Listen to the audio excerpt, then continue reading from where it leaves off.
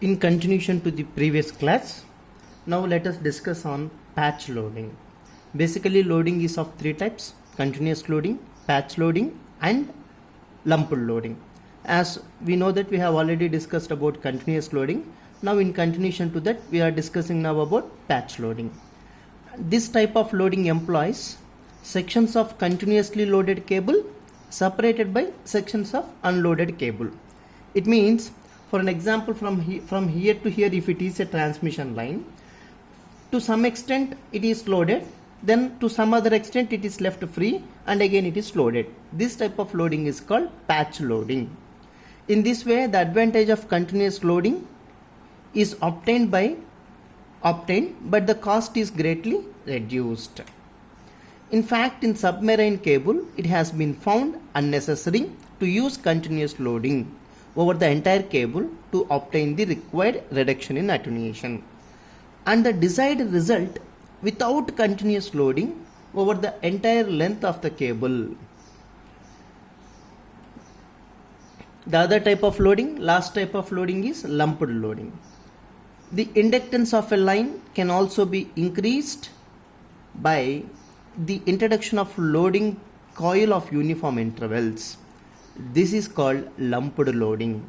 See, the inductance of a line can also be increased by the introduction of loading coil of uniform intervals. This is called lumped loading. Lumped loading line behaves like a low pass filter. This method of loading is more convenient than continuous loading, provided that a limited frequency range up to critical frequency Fc, as shown in the figure. I will show you the figure. The loading coils have a certain resistance, and thus increasing total effective inductance increases the resistance also. Therefore, there is a practical limit to the amount by which the inductance of the line can be increased to reduce the attenuation. Okay, you can increase the inductance, but it has some limit.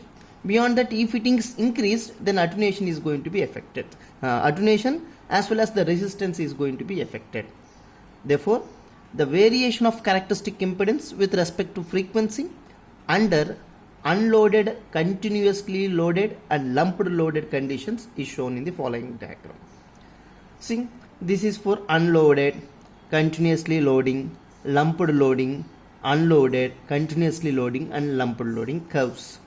So, in respect to frequency, the magnitude of attenuation is taken into consideration. Magnitude as well as the phase is going to be taken into consideration. The other graph which gives attenuation with respect to frequency. So, these are all the topics related to loading concepts. Thank you.